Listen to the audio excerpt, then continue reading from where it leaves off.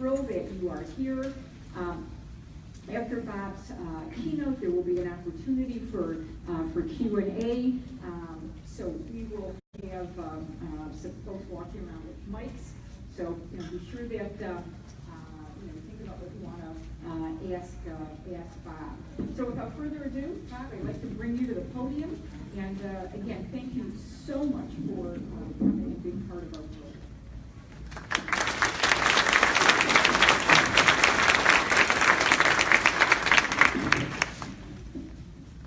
Good afternoon. Thank you, Gilda, for that very kind introduction, to the Michigan League for Public Policy for inviting me here today, and to all of you for coming. It's a pleasure to be back in Lansing. They say back in Lansing. Back in the 1990s, I gave a talk here, and the mayor at the time, David Hollister, graciously gave me a baseball cap from the Lansing Lugnuts. I love that cap. I wore it for years, especially when I went to baseball games. And friends would look at it and they'd scratch their heads. They were fascinated by it. Whenever I wore it, I would ask people, so what baseball team do you think this cap is from? Number of people who got it right over about 15 years? 0. So I'm afraid that I have to tell you the sad news, that the Lugnuts are not a household name on the East Coast. Now, I wish I could keep all of my remarks today this light, but I can't. We gathered here today at a time of uncertainty and danger.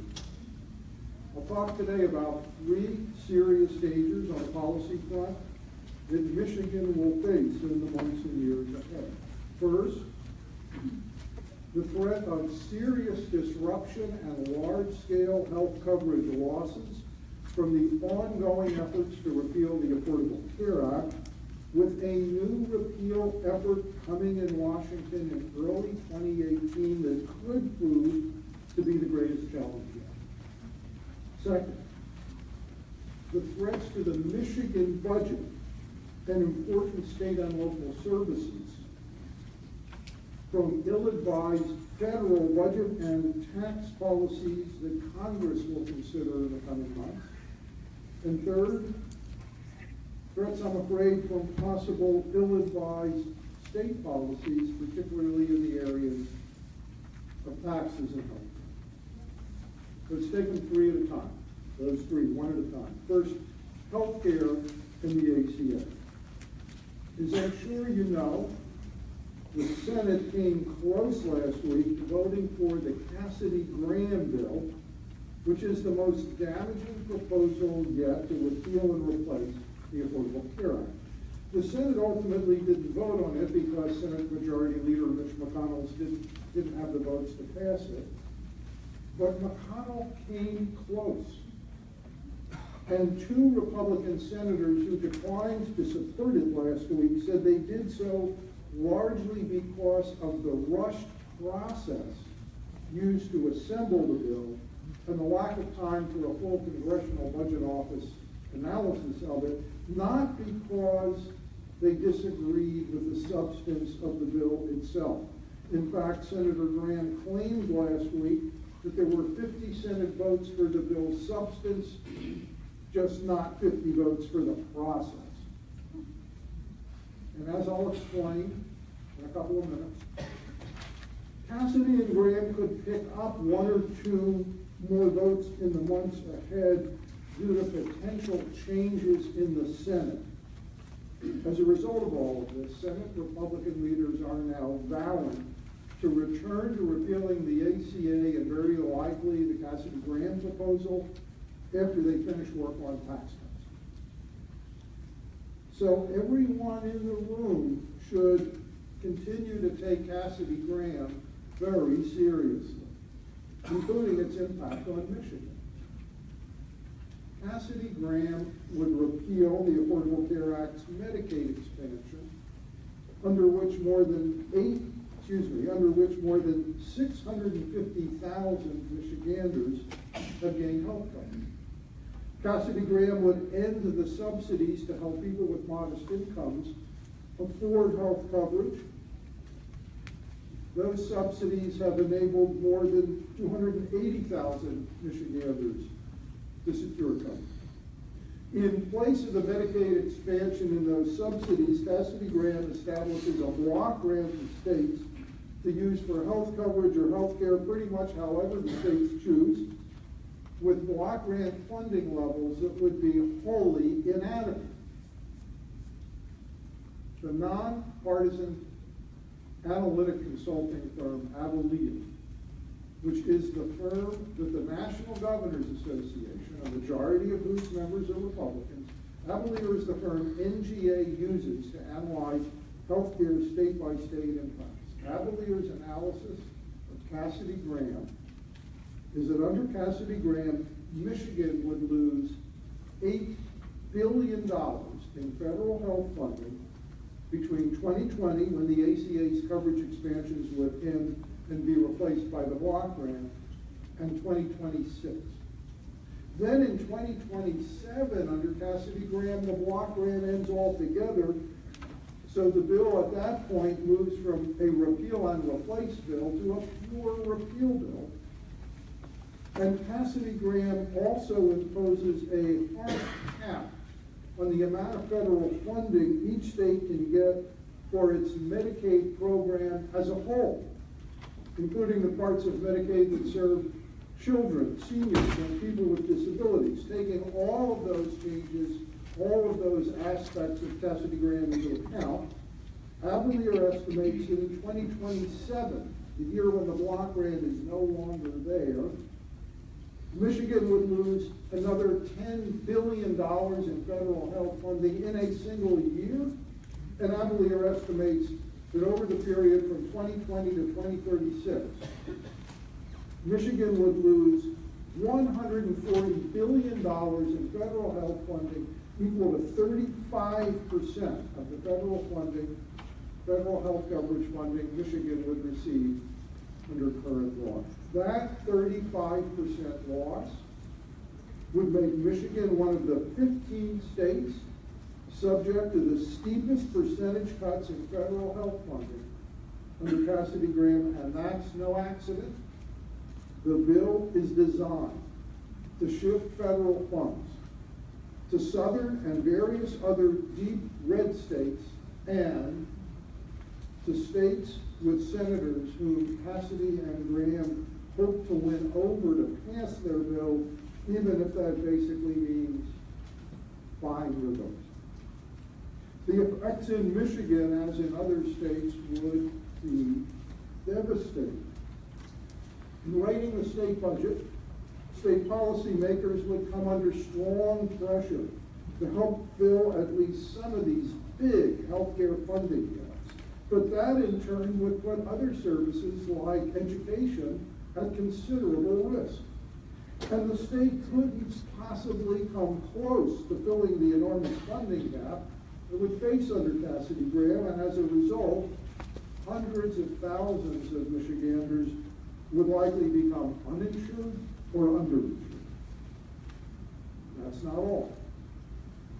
With its other changes in healthcare, Cassidy Graham also would likely destabilize insurance markets, undercut protections for people with pre-existing conditions, as Jimmy Kimmel keeps reminding us, and likely drive substantial increases in premiums, especially for people with medical conditions. And that is why I've never seen something like this before. Why virtually every major healthcare organization and health trade association opposes the bill. The American Cancer Society, the Diabetes Association, the Heart and Lung Association, the American Academy of Pediatrics, the March of Dimes, the AMA, the Blue Cross Blue Shield Association, the American Hospital Association, the Children's Hospital Association.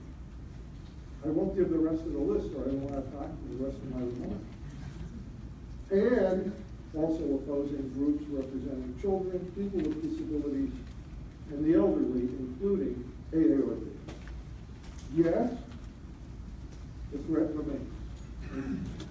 Senator John McCain courageously opposed it. But Senator McCain is seriously ill with brain cancer, and his Republican Governor Ducey supports the bill.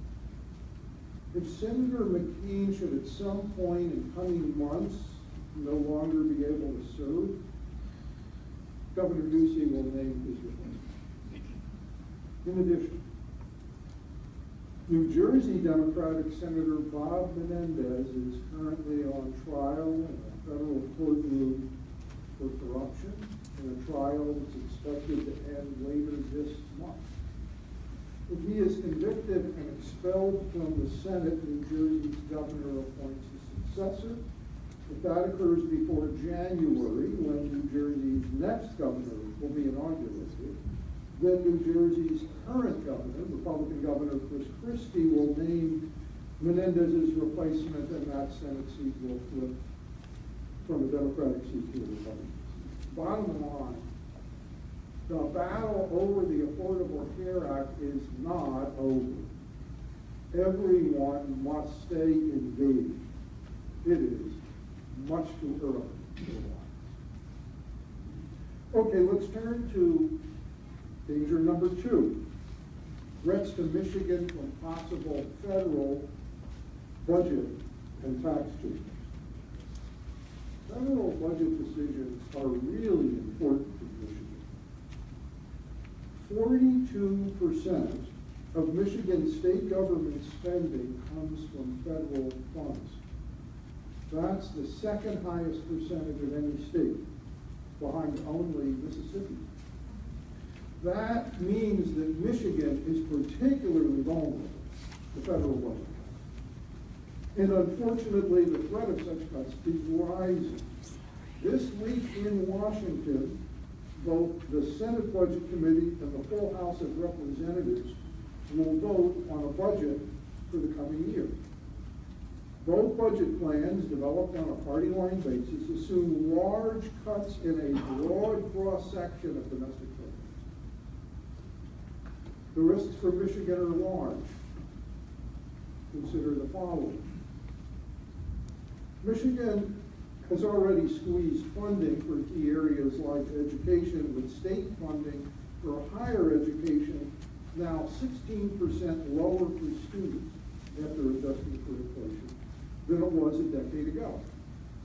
And as of 2015, state and local funding for K through 12 schools was down nearly 10% per student adjusted for inflation as compared to a decade ago, and the available data for the current school year suggests that Michigan school funding remains well below pre-recession levels.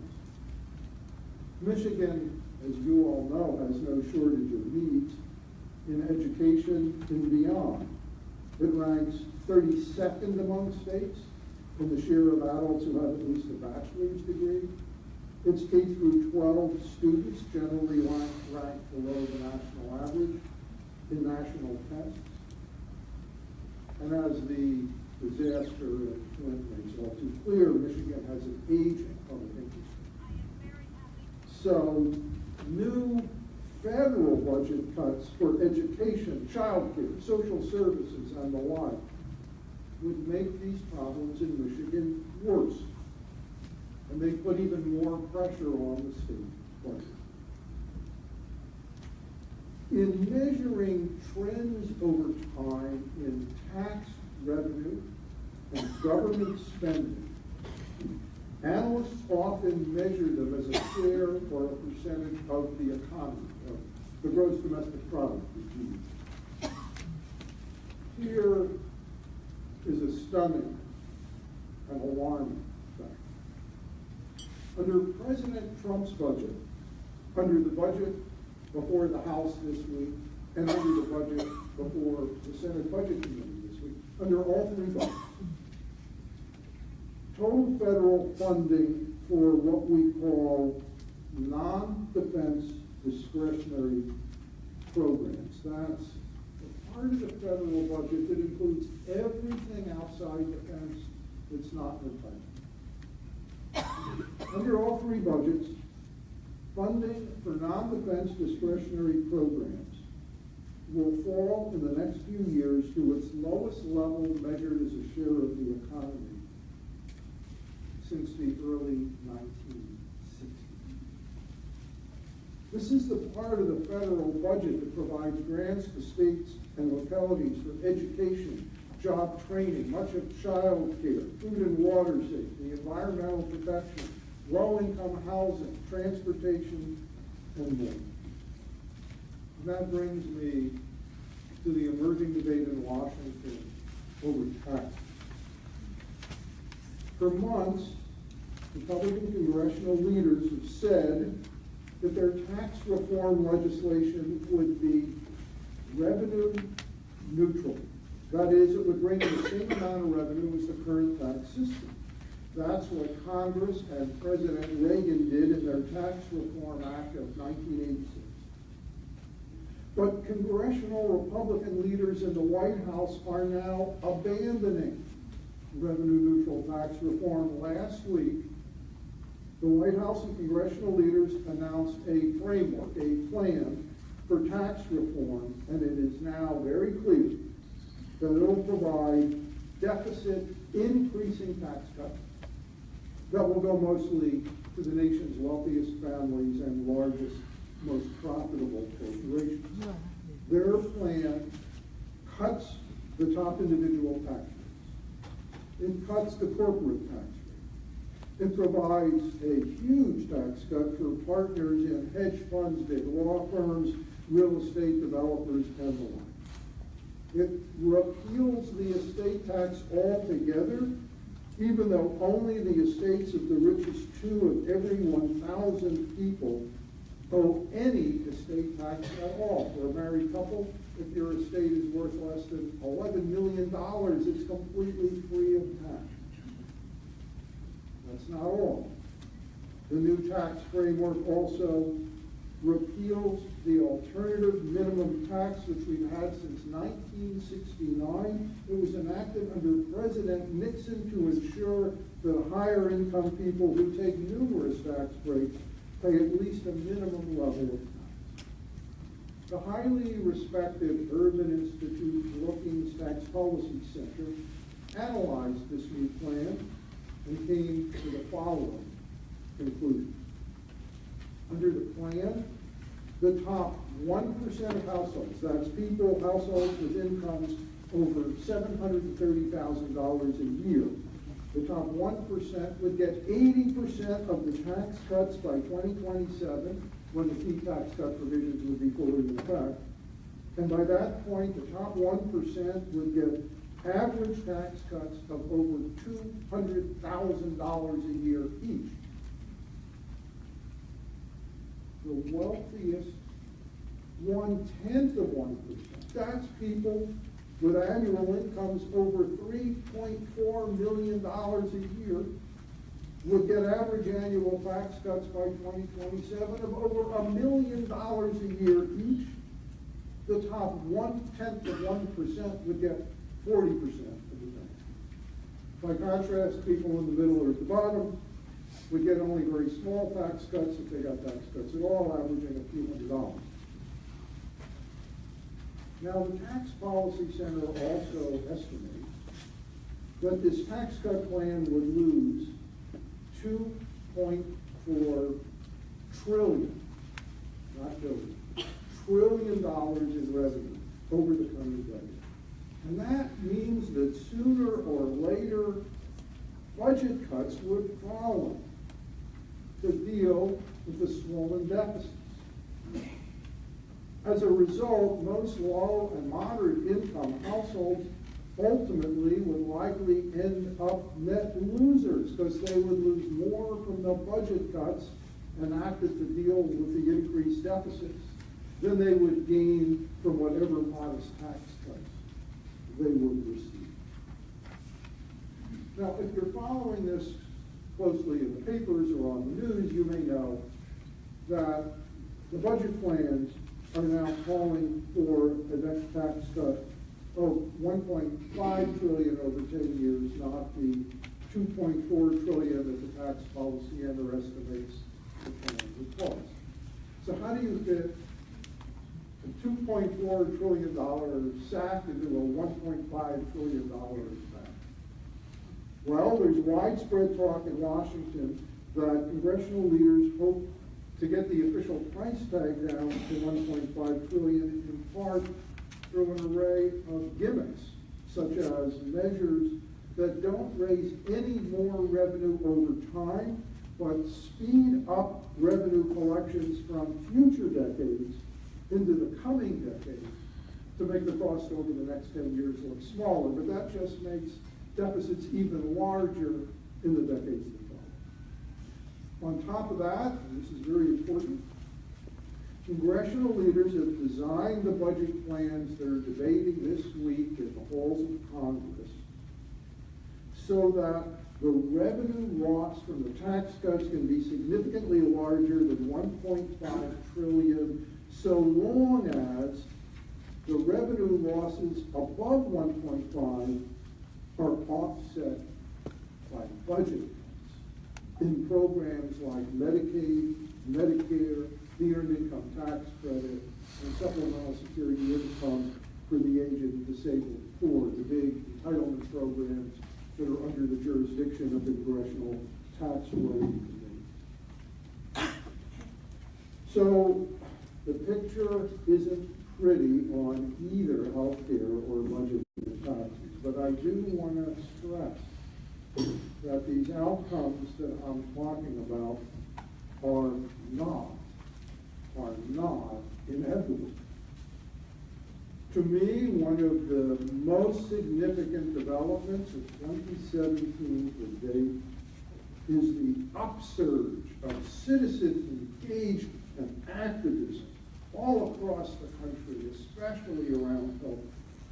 Without that, the Affordable Care Act would be gone. We need similar engagement in the months ahead on these tax issues as well. Otherwise, I fear we will end up with big federal revenue losses, swollen deficits, and ultimately deep budget cuts. And people in Michigan, like people elsewhere, will pay a price for years, perhaps for decades to come. This brings me to my third and final area, state policy choices here.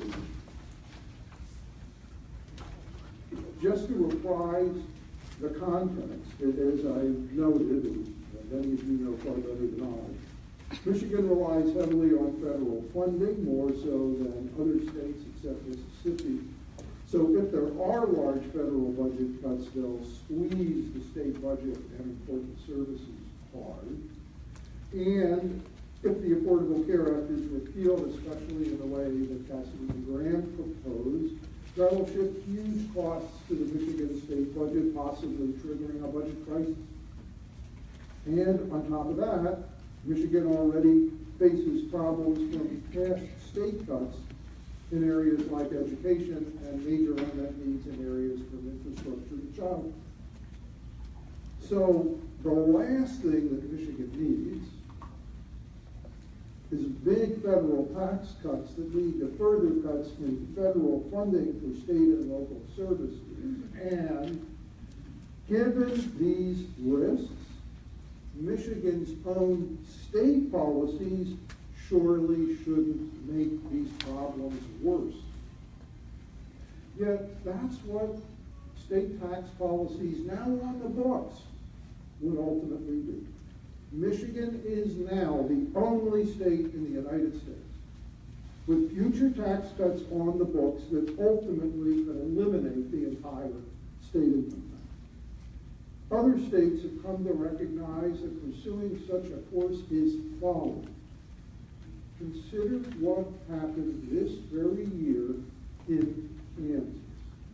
In Kansas, Governor Brownback and the Republican-controlled legislature had enacted deep tax cuts in 2012 that slashed income tax rates and put Kansas on a path to eliminating the state income tax over time.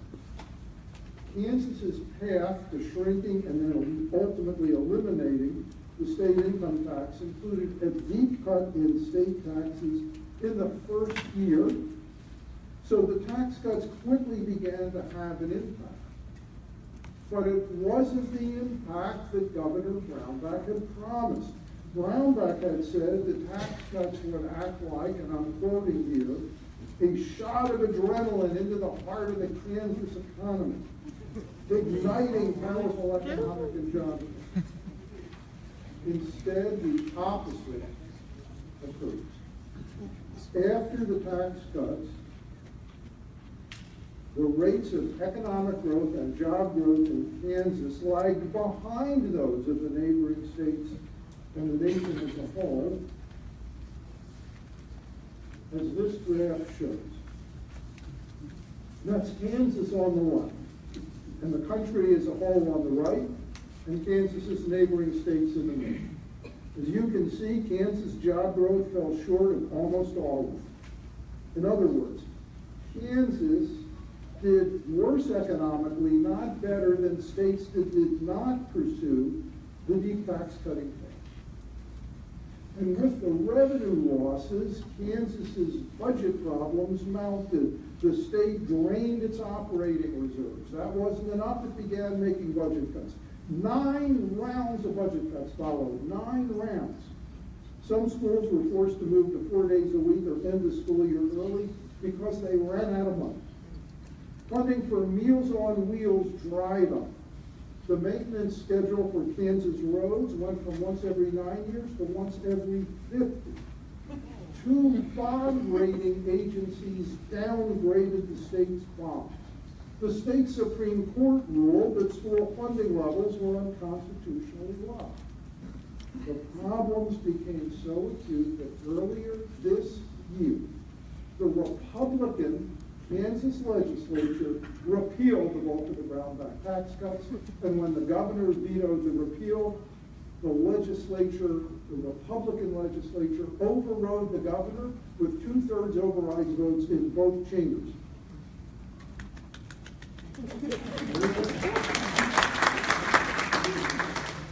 Nor is the experience of tax cuts failing to deliver the goods limited to Kansas. The 5 states that cut taxes the most in the 1990s saw average annual job growth over the next business cycle at only 1/3 the rate of other states. Similarly, 4 of the 5 states that cut personal income tax rates deeply since the last recession have seen job growth slower than the country as a whole. This graph tells the story. The orange bars show growth in the big tax cutting states, while the yellow bars are the country as a whole. As you can see, most of the tax cutting states lag behind the country as a whole in economic and job growth. Indeed, the large majority of studies find no significant relationship between differences in state personal income tax levels and relative rates of state economic growth. The experience at the federal level is similar as well. Here's my last graph. As this graph illustrates, economic growth and job growth were substantially faster after Bill Clinton's tax increase of 1993 than after George W. Bush's big tax cut of 2001. The blue bars are the economic growth after the Clinton tax increases. The red bars are growth after the Bush tax cut. So let's bring all of this back home here to Michigan. Now that Kansas has reversed course, Michigan is left as the only state in the nation with a law on its books that could eliminate the state income tax over time. As I understand it, your state income tax could begin phasing down in 2023, with tax cuts triggering any time that annual revenue growth exceeds a level roughly 1.5 times the inflation rate. That's alarming enough. But some Michigan lawmakers want to speed up the tax cuts, which would speed up the revenue loss. The bill introduced in the Michigan Senate this year would have eliminated the state income tax by 2022. And a House bill that gained more traction and came to a vote would have started cutting the income tax rate next year. Those bills failed, thanks in part to the outstanding work of the Michigan League. And I understand that Governor Snyder opposed the measure. But the effort to speed up the tax cuts continues. And given all the other realities I've been talking about, frankly, it is hard to imagine a more imprudent course. By the way, income tax rates in Michigan are already relatively low. The state's flat income tax rate of 4.25% is the 5th lowest rate in the nation that affluent households. Rather than cut income tax rates, I'd like to see Michigan policymakers undo damage they inflicted on Michigan families that work hard for modest wages when the policymakers eliminated 2/3 of the state-earned income tax credit. Michigan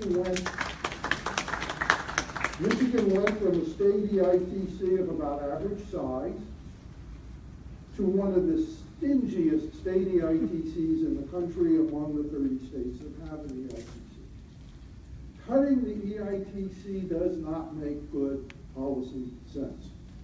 There's overwhelming evidence that the EITC rewards work, reduces poverty, induces more people, especially single parents, to enter the workforce, and thereby reduces use of public assistance. The research also demonstrates that the EITC leads to improvements in children's health and their educational achievement, and I am very glad that the Michigan League continues to fight to restore the state EITC to an appropriate level. Before closing, I'd like to discuss one final issue. This relates to state policy in the area of health. Lawmakers in some states are talking about seeking from the federal government Medicaid waivers to impose work requirements on Medicaid beneficiaries and applicants. And I understand there are some rumblings of that here. I would recommend that any policymakers considering this course read an important review of the research that the Kaiser Family Foundation issued this summer. The Kaiser analysts found that most Medicaid enrollees who can work are already working, and that a work requirement thus would likely have a small impact at best on increasing employment. I mean, as Kaiser reported, many Medicaid enrollees are people who work for low wages and they're on Medicaid because their employer doesn't offer coverage. Of particular importance, Kaiser also found, I think this is so important, bear with me, it's a long quote, I'm going to quote directly here from the Kaiser study. Health coverage through Medicaid is an important precursor to and support for work. Many of the jobs held by people with low incomes involve walking, standing, lifting, carrying objects, repetitive motions, and other physical labor. Without health insurance, individuals may forego needed health services, and their health may deteriorate to a point that interferes with their ability to work. The Kaiser study also discusses an important study of the Michigan Medicaid expansion. So going back to quoting from Kaiser, a study examining Michigan's Medicaid expansion found that nearly 7 in 10 Michigan expansion enrollees who were working said they performed better at work once they got Medicaid coverage, and over half of Michigan expansion enrollees who were not working indicated that having Medicaid coverage made them better able to look for work. Having access, I'm still quoting, to regular preventive health care to manage chronic conditions and address health issues as early as possible before they worsen is important so that individuals are healthy enough to work. In addition, an unmet need for mental health or addiction treatment results in greater difficulty in obtaining and maintaining employment. That's all from the Kaiser study. So in other words, imposing work requirements in Medicaid can have serious downsides. The experience with work requirements in TANF, the Temporary Assistance for Needy Families program, shows that with rigid work requirements, substantial numbers of low-income people who face various types of barriers to employment can find themselves sanctioned and lose all of their benefits. And as the Kaiser study indicates, denying or terminating Medicaid coverage because an individual hasn't met a rigid work requirement that might not be appropriate for her, and that given her conditions and circumstances she might not be able to meet immediately, would likely make it harder for her to find a job. Not easy. So that concludes my remarks. We'll have a lot of important issues to work on. And here in Michigan, I'm so glad the Michigan League is here to undertake this work. I'd like to thank the League and Gilda for inviting me here today, and I'd be happy to answer